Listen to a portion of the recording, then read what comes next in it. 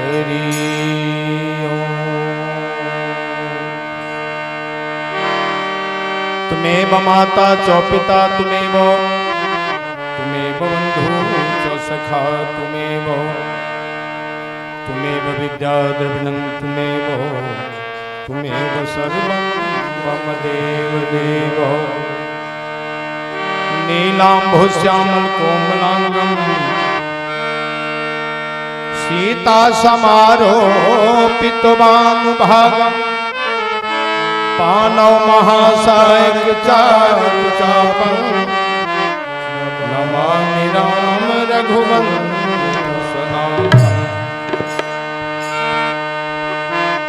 कर्पूरी गौरं करुणावतारं संसार सारं भुजगेन्द्रहारं सदा वसन्तं हृदयारविन्दे भवं भवानी सहितं नमामि।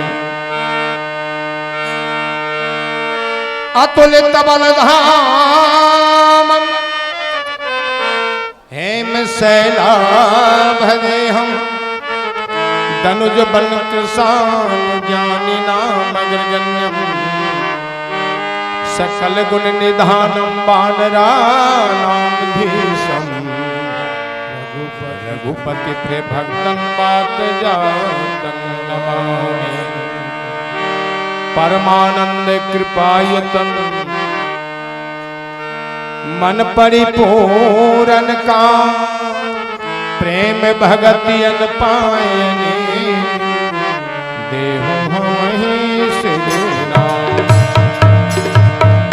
बोलिए आनंद कंद भगवान की, सिद्धदाता गणेश की, माता सरस्वती की, चारों धाम की चारों नाम की, यही ठाम की सत्यदेव भगवान की, वीर हनुमान की जय जय सीताराम। आइए, बड़ा सुंदर भाव है। कुछ समय से हम युवा कलाकार के द्वारा बड़ा ही सुंदर ढंग से जो अपने कला को प्रदर्शित कर रहे थे, बड़ा ही सराहनीय चर्चा, और मैं उन सब कलाकार को मैं बधाई देता हूं। और मैं तो बूढ़ा हो गया भैया, लेकिन बहुत बहुत बधाई उन कलाकारों को जिनमें इतनी बड़ी जोश और जुनून है, भगवान के प्रति श्रद्धा और विश्वास है। आइए थोड़ा हम लोग भी आनंद लें। संतों ने कहा कि धर्म परायण सोई कुल त्राता, जाकर राम चरण मन राता। धर्म परायण सोई कुल त्राता, जाकर राम चरण मन राता। धर्म परायण, आज हमारे मित्र रामू जी, जिनका नाम ही राम है, आज इन्होंने प्रमाणित कर दिया कि ये धर्म परायण है। और धर्म परायण ये खुद नहीं, इनके पूर्वज भी धर्म परायण थे। यह संस्कार से इनको संस्कारित किया गया। जिनका मन आज राम जी के चरणों में रत है और आनंद लेते हैं। संतों ने कहा कि नीति निपुण सोई परम सयाना, असुरती पुराण नीकते ही जाना। नीति से निपुण और परम सयाने हमारे राम भाई हैं, जो शास्त्र पुराण की भी अच्छी जानकारी ही नहीं, भरी मन में विश्वास से मन लबालब भरा है। तो आइए दो चार बार नाम कीर्तन का आनंद ले लें, क्योंकि इस कली काल में नाम की बहुत बड़ी महिमा हमारे संतों ने बतलाई है। आइए। जय सिया राम, जय जय सिया राम, जय सिया राम, जय सिया राम। सिया राम जय जय सिया राम जय सिया राम जय सिया राम जय जय सिया राम जय सिया राम जय हो जय सिया राम जय जय सिया राम जय सिया राम जय सिया राम जय सिया राम जय जय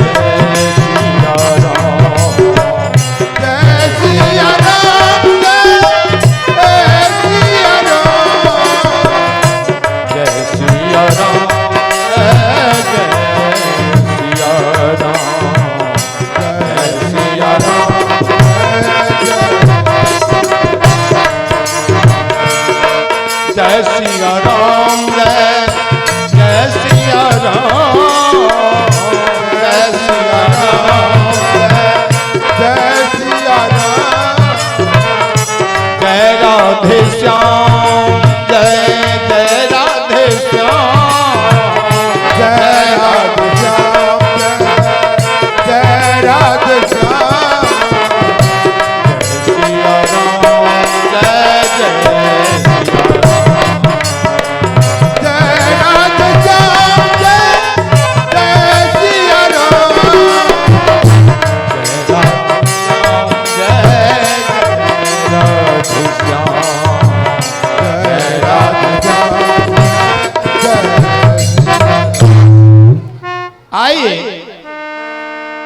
थोड़ा सा भाव से लबालब भरा भक्त और भगवान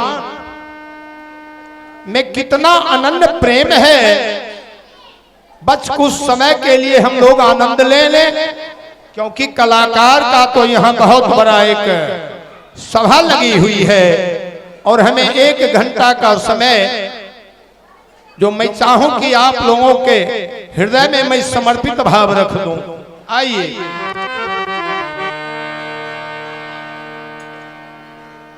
मानस जी में चर्चा आती है कि भगवान को 14 वर्ष का वनवास मिल गया। 14 वर्ष का वनवास मिला है और भगवान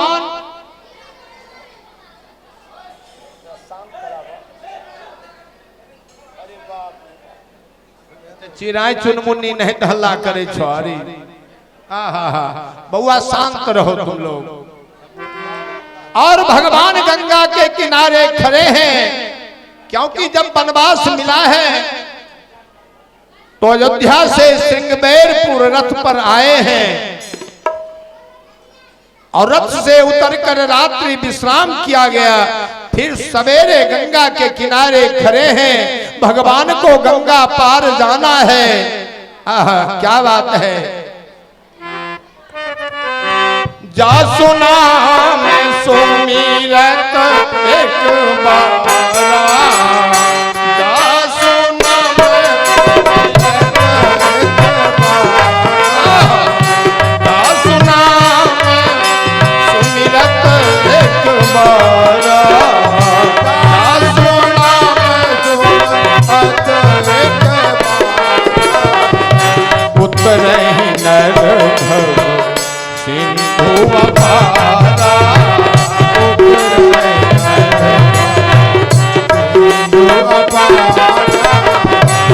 कोई कृपालु के बट ही नहीं हो रहा, कोई कृपालु यही जग किए थोड़ा,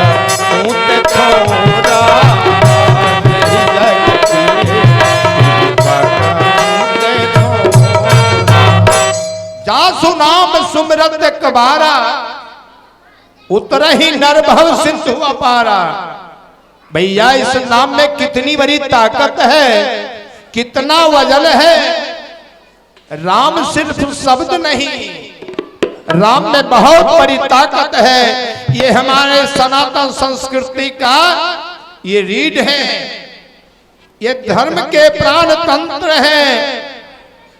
ऐसे राम जी गंगा के किनारे खड़े हैं, गंगा पार जाना है, स्वयं कृपालु केवट ही नहीं हो रहा। ऐसे भगवान छोटी सी गंगा नदी पार करने के लिए केवट से निहोरा करते हैं। बड़ी विचित्र बात है, बड़ी विलक्षण बात है।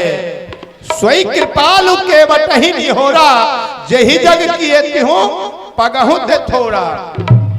आप सब लोग जानते हैं कि भगवान जब 52 रूप में छोटा सा 52 रूप में भगवान जब राजा बलि के यहाँ परीक्षा लेने गए, किसी ने कहा कि राजा बलि दानवीर है, कोई साधारण दानी नहीं है। भगवान को लगा कि थोड़ा परीक्षा ले लूं। भगवान पहुंच गए राजा बलि के पास। राजा बलि पहचाना नहीं, कहा मांग लीजिए जो मांगना हो, हाथी घोड़ा राज्य खजाना सोना चांदी हीरा मोती जवाहरात। भगवान बहुत कुछ सुनते चले गए, कुछ बोल नहीं रहे हैं। बार बार राजा बलि पूछ रहा है कि महाराज बोलिए क्या चाहिए। बगल में राजा बलि का गुरु शुक्राचार्य खड़ा था, इशारा कर रहा है कि अरे भाई समझ जाओ, तुमने पहचाना नहीं कि ये कौन है।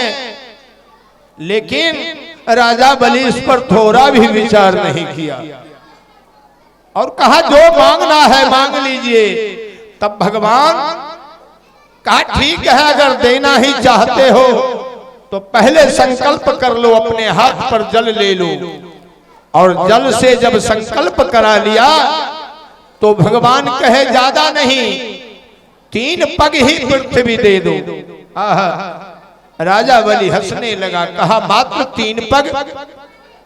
इतनी बड़ी संसार, इतना भूमंडल इस ब्रह्मांड में, और आपको 3 पग चाहिए?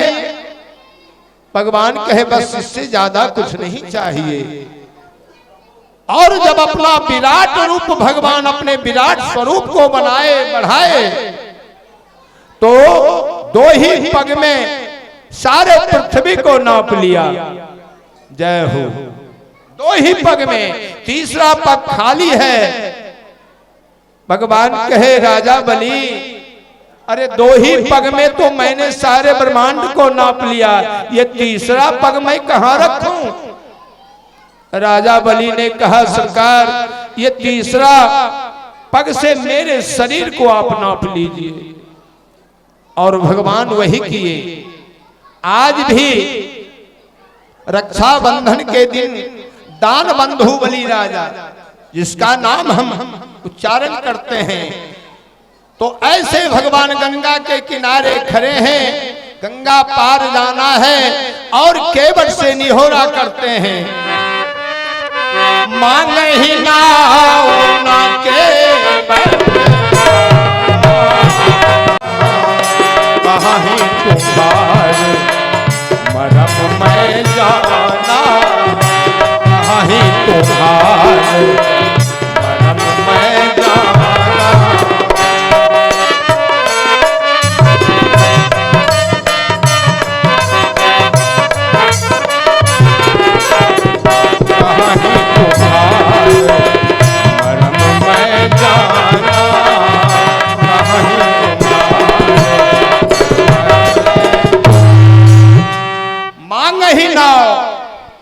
गंगा के किनारे भगवान खड़े हैं, केवट से निहोरा करते हुए आवाज लगाते हैं केवट भैया हमें गंगा पार जाना है, हमें पार कर दो। और केवट की चतुराई देखिए कि गंगा के मझधार में लंगर गिरा कर नाव को खड़ा कर दिया और उधर से आवाज लगाता है कि अभी आया सरकार, अभी आया प्रभु। कई बार भगवान आवाज लगाए, उधर से आवाज मिला अभी आया सरकार। तब प्रभु बोले जो बात है केवट कहो जी को, अरे आया आया कहते हो, कहते हो आया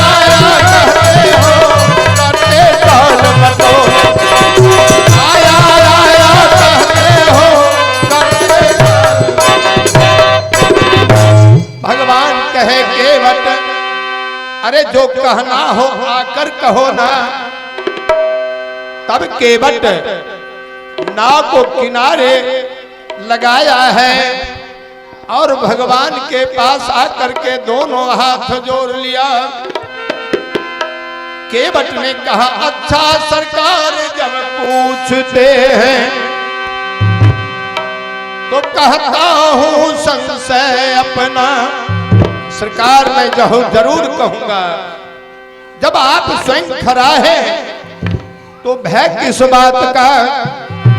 अच्छा सरकार जब पूछते हैं तो कहता हूं संशय अपना।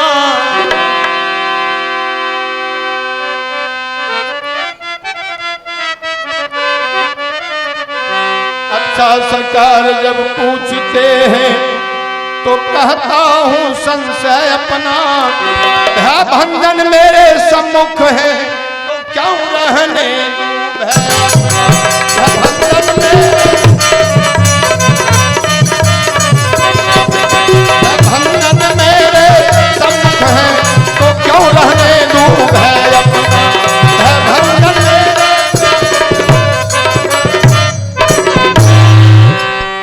केवट ने कहा, सरकार जरूर कहूंगा, जब आप खड़े हैं तो मुझे भय किस बात का।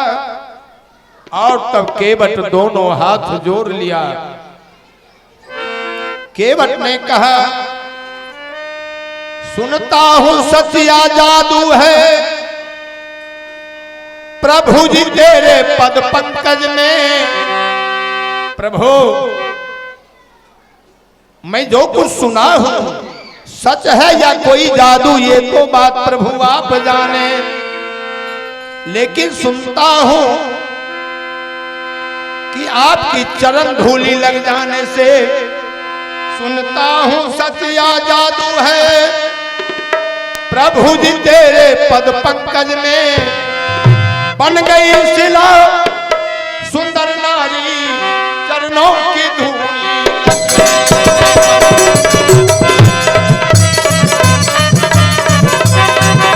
बन गई शिला सुंदर नारी चरणों की धूली लगने से।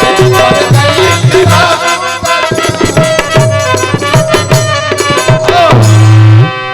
सरकार यही तो हमें भय लग रहा है, क्योंकि ये काठ की नैया पत्थर से ज्यादा कोमल है।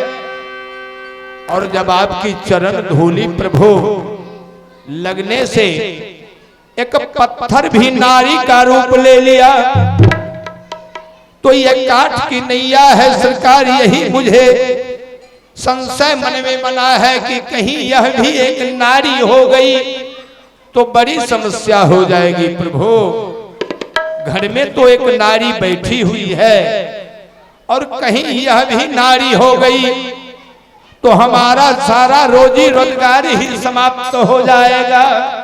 मैं इसी नाव के सहारे मैं 20 परिवार का लालन पालन करता हूं। प्रभु बस यही भय मेरे मन में लगा है कि मैं क्या करूं।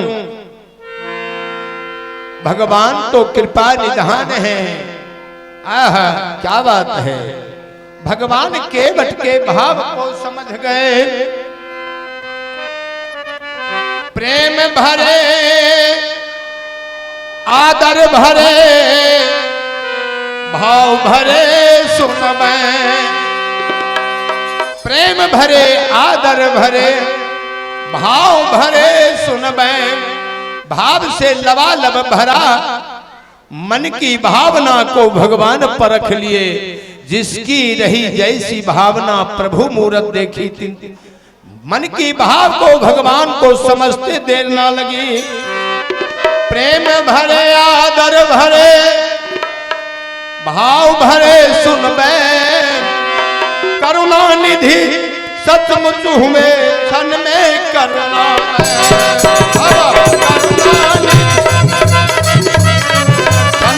करुणा क्षण में करुणा। भगवान तो समझ गए। भगवान कहे केवट आखिर तुम चाहते क्या हो। केवट ने कहा सरकार कुछ नहीं, मैं चाहता हूं कि आपकी चरण धूली मैं साफ कर दूं, फिर मैं आपको पार कर दूं। आहा, भगवान कहे तो केवट देर किस बात की, जल्दी करो ना, हमें दूर जाना है, देर हो रही है। जो ही भगवान कहे जल्दी करो ना, देर हो रही है, केवट दौड़ गया अपने घर और अपने परिवार को भी साथ कर लिया। और क्या किया, एक बहुत बड़ा कठौता ले लिया। हाजिर था एक कठौता में गंगा और गंगा जल दोनों। बड़ी विलक्षण बात है, कठौता ले आया, कठौती नहीं, बहुत बड़ा कठौता, और उसमें गंगा जल को लाया है भगवान की चरण धूली साफ करने। लेकिन उसमें मां गंगा भी बैठ गई आज उस कठौता में। संतों ने कहा कि जही चरणन से निकसी सुरसरी शंकर जटा समाई। जिस चरण से मां गंगा निकली है, आज उसी चरण को स्पर्श करेगी। कितना उत्साह मन में भरा है मां गंगा को। हाजिर था एक कठौता में गंगा और गंगा जल दोनों, केवट के दोनों हाथों में प्रभु के चरण कमल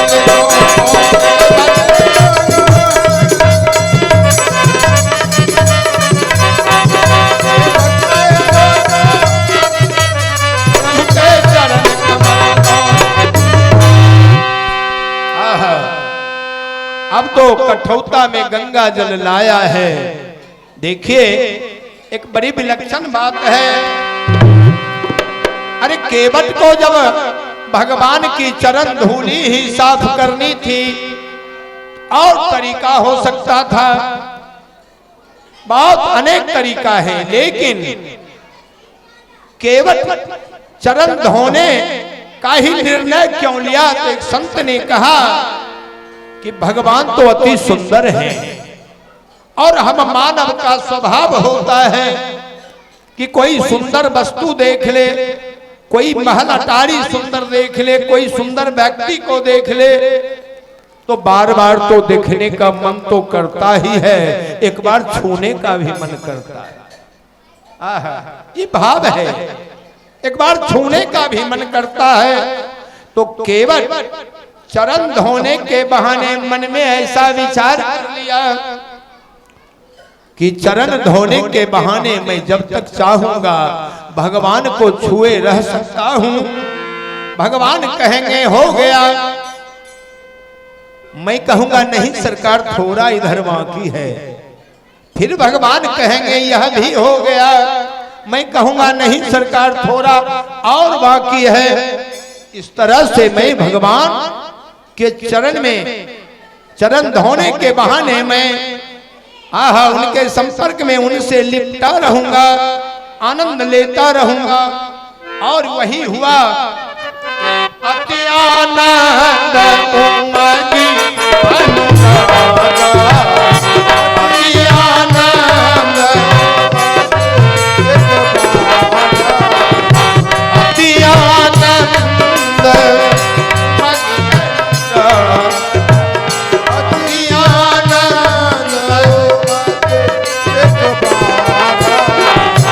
चरण सरोज पठारन लागा, चरण सरोज पठारन लागा, अति आनंद उमगी अनुरागा, अति आनंद चरण सरोज पठारन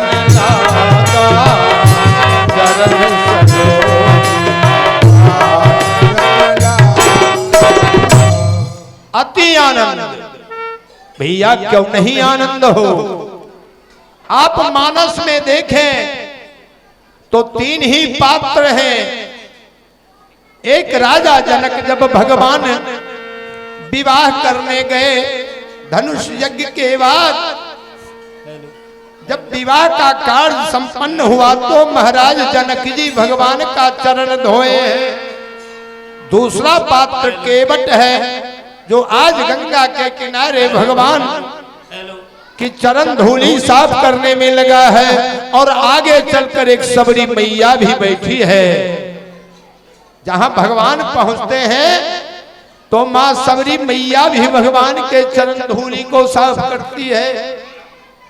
अब कितना आनंद है कहा नहीं जा सकता। भगवान एक पैर कठौता में देते हैं,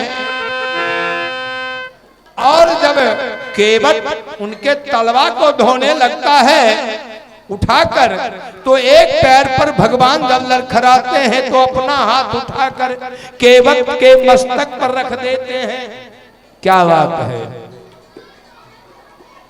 जब भगवान केवट के मस्तक पर हाथ रख देते हैं तो ऐसा लगता है कि केवट तो चरण धूली साफ करना कौन कहे, मग्न हो जाता है, मग्न हो जाता है।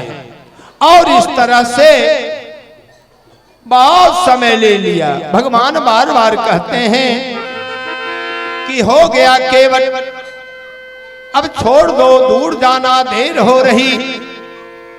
केवट कहता नहीं सरकार, इधर तो भी बाकी है, इधर बाकी सरकार और रह गया है।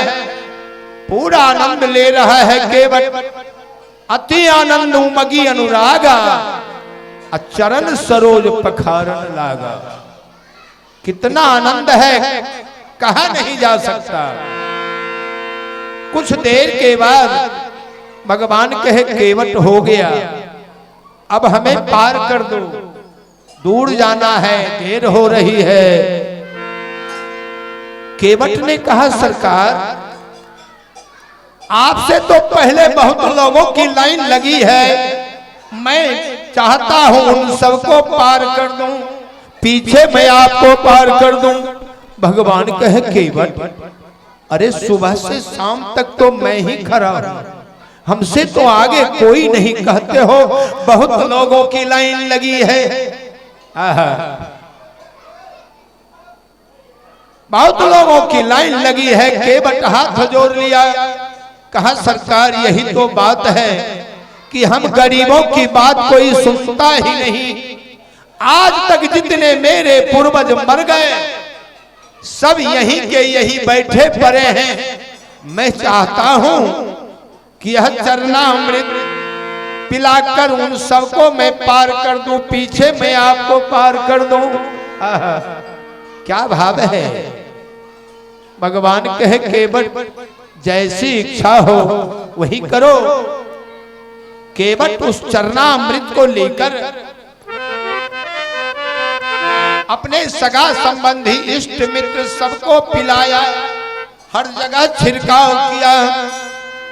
तब केवट भगवान कहे केवट अब तो हो गया, अब तो हमें पार कर दे। तो केवट ने कहा लखन भैया आप दोनों भाई कुछ पढ़े लिखे हैं कि नहीं। लखन ने कहा क्यों? क्योंकि लखन लाल तो शेषा अवतार हैं, तुरंत में उनकी भ्रिकुटी तन जाती है। लखन लाल ने कहा क्यों, क्या पढ़े लिखे को पार करोगे और मुझे पार नहीं करोगे? कहा नहीं नहीं। केवट ने कहा नहीं ऐसी बात नहीं लखन भैया, मैं जानना चाहता हूं कि आप दोनों भाई कुछ पढ़े लिखे हैं कि नहीं। लखन ने कहा हाँ मैं पढ़ा लिखा हूं, मैं पूजा पाठ भी करा लेता हूं।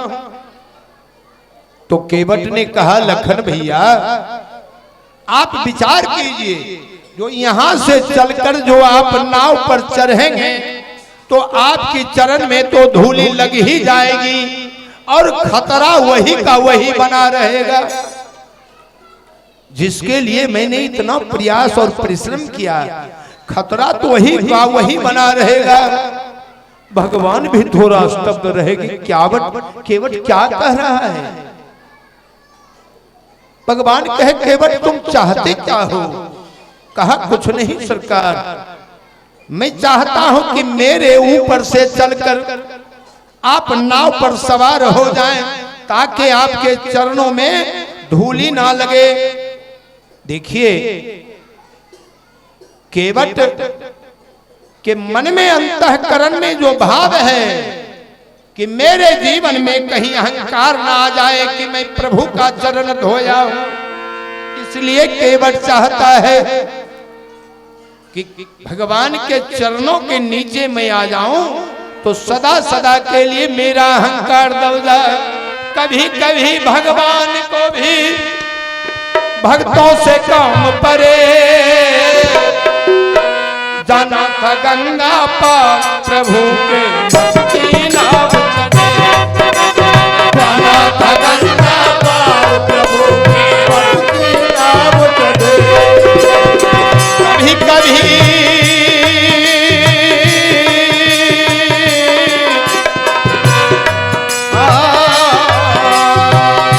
जय हो,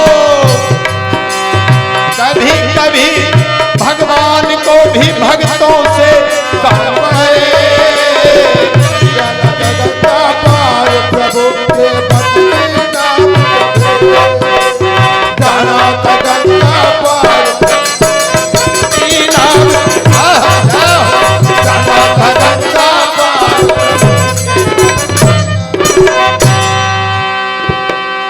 अब केवट के ऊपर से चलकर भगवान पहले श्री सीता जी को चढ़ाए, फिर स्वयं चढ़े और पीछे लखन लाल भी चढ़ गए, और साथ में चलने की तैयारी में निषाद राज गोह भी नाव पर सवार हो गया। अब केवट गीत गाता गुनगुनाता हुआ उस गंगा की कलकल निनाद करती हुई जलधारा में नाव को लेकर चला है। मेरा जीवन है तेरे हवाले, मेरा जीवन है तेरे हवाले, प्रभु से पग पग हवाले, मेरा जीवन है तेरे हवाले, मेरा जीवन है तेरे हवाले, प्रभु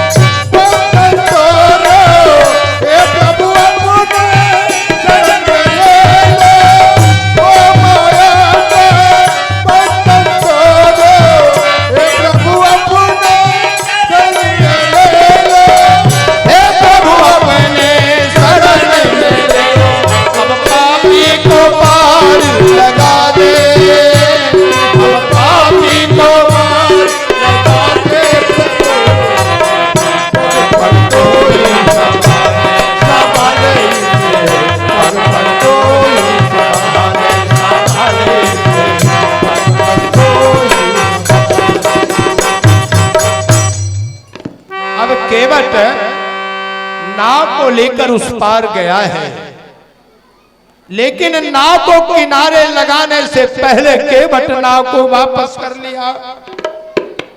लखनलाल ने कहा भैया, अरे केवट तो नाव को वापस कर लिया। भगवान कह रहे बेचारा उस पार कुछ भूल गया होगा, लाने जा रहा है, जाने दो। और जब केवट नाव को फिर इस पार लाया तो किनारे लगाने से पहले नाव को वापस कर लिया। जब 2-4 बार केवट नाव को इस पार से उस पार और उस पार से इस पार किया, तब भगवान कहे केवट ये क्या कर रहे हो? अरे हमें दूर जाना है, देर हो रही है और तुम इस पार से उस पार और उस पार से इस पार कर रहे हो। केवट ने कहा प्रभु एक बात पूछूं? पूछो। आपको जो 14 वर्ष का वनवास मिला है, इसमें कोई समय, स्थान और तारीख निश्चित किया गया कि इतने दिनों तक यहाँ ठहरना, इतने दिनों वहां ठहरना? भगवान कहे नहीं नहीं, ऐसी तो कोई बात नहीं। तो केवट ने कहा तो प्रभु देर किस बात की? आपको जब 14 वर्ष ही बिताना है तो 2-4 दिन प्रभु मेरे नावे में रहिए ना, मैं दर्शन करता रहूंगा। भगवान कहे सो तो ठीक है केवट, लेकिन ये चक्कर चक्कर जो घुमा रहे हो ना, इससे हमें डर लगता है। केवट ने कहा सरकार, आप हम जीव को जो 84 के चक्कर में घुमाते हैं तो हमारी क्या दुर्दशा होती होगी, जरा विचार कीजिए प्रभु। और आप 2-4 चक्कर में घबरा गए। भगवान कहे सो तो ठीक है केवट, तुम चाहते क्या हो? केवट ने कहा सरकार कुछ नहीं, मैं चाहता हूं। हा हंगामा खरा क्या दिलखिन तनी बढ़ी। केवट ने कहा प्रभु मैं चाहता हूं कि आप हमें 84 के चक्कर में नहीं डालें। भगवान कहे प्रोमिस, वादा किया हम तुम्हें चक्कर में 84 के चक्कर में नहीं डालेंगे। तब केवट नाव को किनारे लगाया है। उतरी ठाठ भर सूर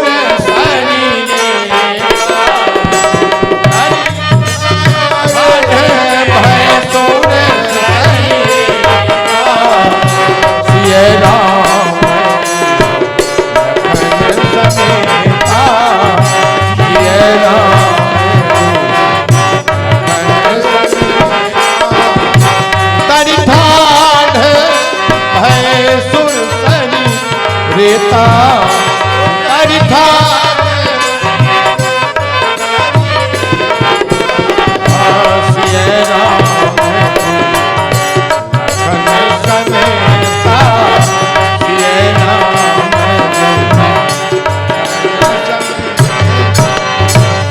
उतरी ठाड भय सुरसरी रेता। अब नाव से उतर कर भगवान गंगा के किनारे रेत पर खड़ा हो गए। आप देखें रामचरितमानस में इतनी बात हो गई, लेकिन केवट भगवान को दंडवत प्रणाम नहीं किया है। अब केवट सोचता है कि चलते चलते यह भी लाभ क्यों ना ले लूं। उतरी के बात उतरी दंडवत के बात उतरी दंडवत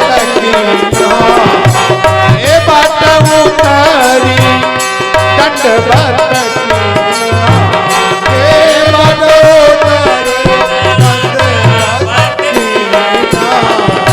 प्रभु सकुच दीना प्रभु सकुच नहीं कछु दीना प्रभु सकुच नहीं कछु दीना प्रभु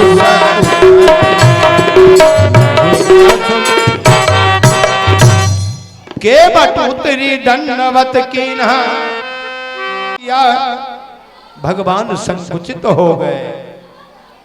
भगवान मन में विचार करने लगे,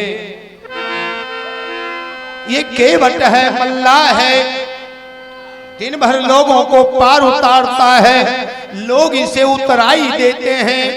आज तो सुबह से शाम तक मेरे लिए समय लगा दिया, मुझे भी कुछ देना चाहिए। लेकिन भगवान को स्मरण होता कि मेरे पास है क्या कि दूं, अगर नहीं दूं तो यह भी बात ठीक नहीं।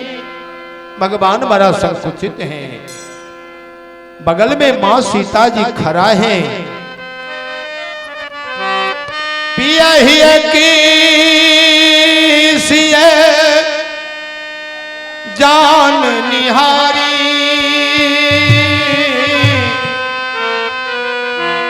मणि मुदरी मन मुदित उतारी, मणि मुदरी मन मुदित। पिए ही की बगल में जानकी जी खड़ी हैं, अपने पिए की ओर देखते हैं, स्वामी की ओर देख रही हैं। मन संकुचित है भगवान का। जानकी जी देख लेते हैं, अपनी सगाई की मुंदरी अंगूठी उतार कर भगवान की ओर बढ़ा देती हैं कि लीजिए प्रभु, केवट को उतराई दे दीजिए। आह, भगवान की आंखें भर गई। कहा धन्य हो सीते, पत्नी हो तो तुम्हारे जैसा। आजकल तो भैया इस मॉडर्न युग में पत्नी को अनेक नाम से लोग बड़ा ही लाड प्यार से बुलाते हैं कि कहीं पत्नी में गुस्सा ना आ जाए, क्योंकि बात बिल्कुल सच है कि जिस समय विवाह हुआ उस समय तो चंद्रमुखी, और थोड़ा समय बीता तो सूर्यमुखी, और जब थोड़ा और समय बीता तो ज्वालामुखी। आज पति पत्नी के भय से त्रस्त हैं कि कहीं पत्नी रूठ न जाए, कहीं बिगड़ नहीं जाए। भगवान की आंखें भर गई। कहा सचमुच पत्नी तो वही है जो पति को पतन से बचाए, गिरने से बचाए। धन्य हो सीते। आहा, क्या बात है। भगवान अंगूठी को ले लेते हैं और केवट की ओर इशारा करते, कहाँ हो कृपालु हो उत्तराई, कहाँ हो कृपालु उत्तराई, कहाँ हो कृपालु ले उत्तराई, कहाँ हो कृपालु उत्तराई। केवट चरण बुलाई, केवट चरण बुलाई, केवट बुलाई, केवट चरण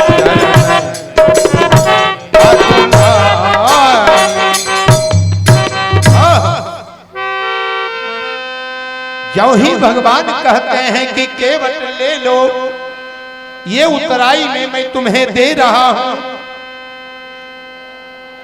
भगवान जो ही कहे ले लो, केवट व्याकुल हो गया और भगवान के दोनों चरण को पकड़ लिया, छोड़ता ही नहीं। भगवान बार बार समझाते हैं कि ले लो केवट, मैं अपनी स्वेच्छा से दे रहा हूं, मैं अपनी इच्छा से दे रहा हूं। लेकिन केवट उठने के लिए भी तैयार नहीं है। क्यों नहीं तैयार है? तो आप केवट से ही एक उदाहरण ले लें कि मल्लाह जब जाल फेंकता है तो जाल तो दूर जाके गिर जाती है, और जहां मल्लाह है वहां उसके पैर के पास कोई जाल नहीं। और जो चतुर मछली है वह मल्लाह के पैर के इर्द गिर्द घूमने लगती है। केवट भगवान के चरणों को पकड़ लिया, क्योंकि वहां कोई माया नहीं है। फिर भी भगवान बार बार समझाते हैं, बार बार कहे केवट ले लो। तब केवट ने कहा, सरकार मैं आपके पिता की सौगंध खाया हूं, मैं उतराई नहीं लूंगा। उतराई लेने वाला घाट तो यहां से बहुत दूरी पर है। लखनलाल की भ्रिकुटी तन गई। लखनलाल ने कहा, केवट मैं फ्री में पार नहीं जाऊंगा, तुम्हें उतराई लेना होगा। केवट ने दोनों हाथ जोड़ लिया। केवट ने कहा, लखन भैया, अरे धोबी से ना धोबी ले, नाई से ना नाई ले, देखे मजूरियां ये जाति ना बिगाड़ियां। केवट ने कहा, लखन भैया, जब धोबी से धोबी नहीं लेता, के नाई से नाई नहीं लेता, तो केवट से केवट कैसे उतराई ले। लखनलाल को और पारा गर्म हो गया। कहा, क्या तेरे कहने का मतलब कि भगवान अब केवट हो गए? भगवान इतना गिर गए कि तुम भगवान को केवट बना रहे हो? केवट ने कहा, लखन भैया, भगवान भी केवट हैं और मैं भी केवट हूं। फर्क सिर्फ इतना है कि मैं एक छोटी सी गंगा नदी का केवट हूं और भगवान इस भवसागर रूपी संसार के केवट हैं।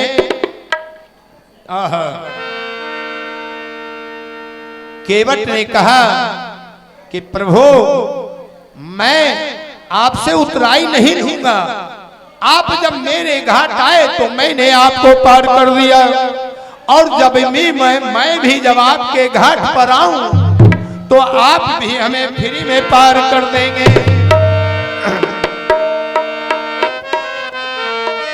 बहुत किन्ह प्रभु लखन सिए, नहीं कछु केवट ले, विदा किन्ह कृपायतन, भक्ति विमन बरु दे। विदा किन्ह कृपायतन, भक्ति विमन बरु दे। विदा किन्ह कृपायतन, भक्ति विमन बरु दे। केवट ने कहा, सरकार हम उतराई तो नहीं लेंगे। हाँ लेंगे, कब लेंगे? जब 14 वर्ष पूर्ण होगा, 100 कुशल लौट प्रभु आएंगे। उस समय लौट जो दे देंगे वही साथ ले जाएंगे। जो दे देंगे वही साथ ले जाएंगे। जो दे देंगे वही साथ। केवट ने कहा, सरकार जब आप 14 वर्ष के बाद तो लौटेंगे तो फिर तो आप इसी घाट पर आएंगे। केवट को क्या पता कि भगवान पुष्पक विमान से लौटेंगे और डायरेक्ट अयोध्या में लैंड करेंगे। नहीं, आहा क्या बात। केवट कहा, जब प्रभु आप 14 वर्ष में लौटेंगे तो उस समय आप जो दे देंगे मैं सिरोधार कर लूंगा। अब केवट भी चलना चाहता है साथ में। भगवान अब केवट से विदा लेना चाहते हैं। केवट भी साथ में चलना चाहता है, लेकिन बरबस बलात् भगवान केवट को वहीं रोक कर आगे बढ़ जाते हैं। आहा। और एक रात भरद्वाज मुनि के आश्रम में रुक गए। सुबह वहां से प्रस्थान कर गए। भरद्वाज मुनि ने 4 ऋषियों को भगवान के साथ में लगा दिया कि थोड़ा दूर मार्गदर्शन कराओ प्रभु को। भगवान भी रास्ते से उन 4 ऋषियों को वापस कर दिया और भगवान चलते चलते अब कहां आ गए? देखत सुंदर सैल सुहाए, देखत सुंदर सैल, देखत सुंदर सैल सुहाए, देखत सैल सुहाए। वाल्मीकि आश्रम में प्रभु आए, वाल्मीकि आश्रम में प्रभु आए, वाल्मीकि आश्रम में प्रभु आए।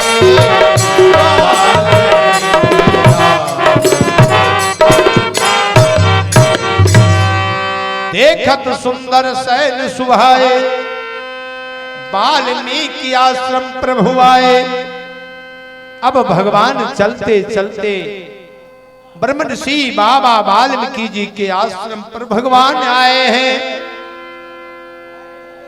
ब्रह्म ज्ञानी है वाल्मीकि जी। दूर से उन्होंने देखा कि प्रभु का आगमन हो रहा है, बड़ी मन में आनंद हुई। और जब भगवान आश्रम में प्रवेश किए तो बाबा स्वागत सत्कार में लग गए। स्वागत सत्कार किया गया। भगवान कहे बाबा आपको तो मालूम है कि हमें 14 वर्ष का वनवास मिला है, तो कहीं रहने का कोई स्थान बतलाइए। वाल्मीकि बाबा मन ही मन सोचते हैं कि प्रभु क्या आप समझते हैं कि मेरी आंखें धोखा खा रही है? आप स्वयं ब्रह्म हैं और हमसे पूछते हैं कि मेरे रहने का स्थान कहां हूं, कहां जहां प्रभु नाम, आप कहां नहीं हैं? हरि व्यापक सर्वत्र समाना, अब प्रेम ते हो ही प्रगट में जाना। आप तो प्रभु एक कन कन में निवास करते हैं, फिर भी आप हमसे पूछते हैं कि मैं रहूं कहां? कोई बात नहीं, जब आप पूछे हैं प्रभु तो मैं जरूर बतलाऊंगा। और ऐसे तो मानस की चर्चा में वाल्मीकि बाबा 14 आश्रम बतलाए हैं, लेकिन मैं सिर्फ एक आश्रम की चर्चा करके अपनी बात को समाप्त करूंगा। बाबा कहे जिनके श्रवण समुद्र,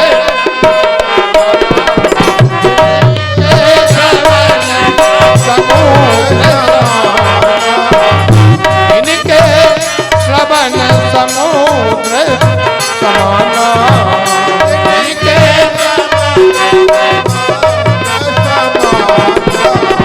कथा तुम्हारी सुभग सरिनाना, कथा तुम्हारी सुभग सरिनाना, अरहि निरंतर होई न पूरे, अरहि निरंतर होई न पूरे, अरहि निरंतर होई न पूरे, अरहि निरंतर होई न पूरे। गृह रूरे इनके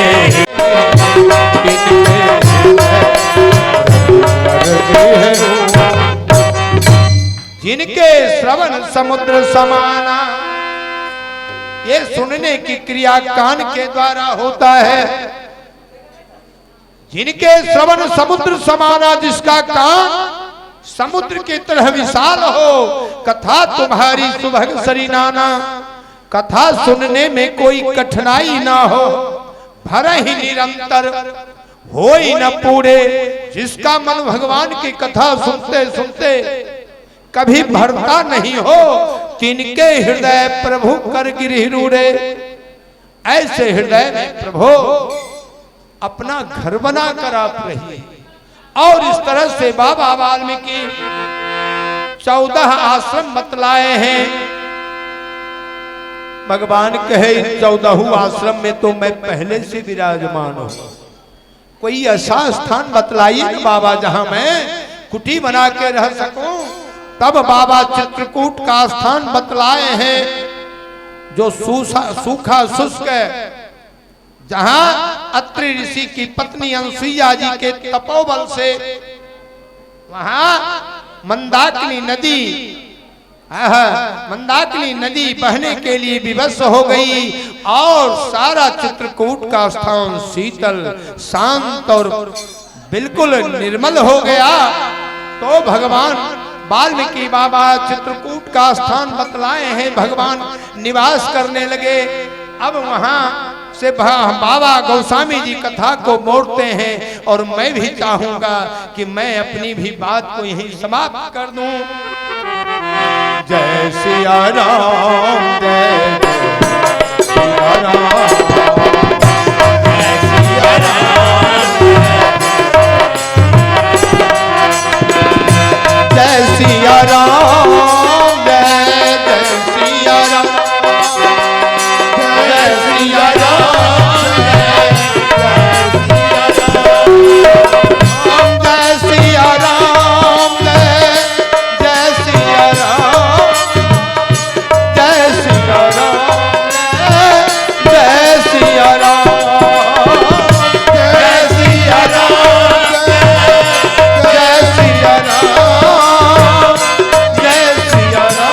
जय सिया भगवान की जय।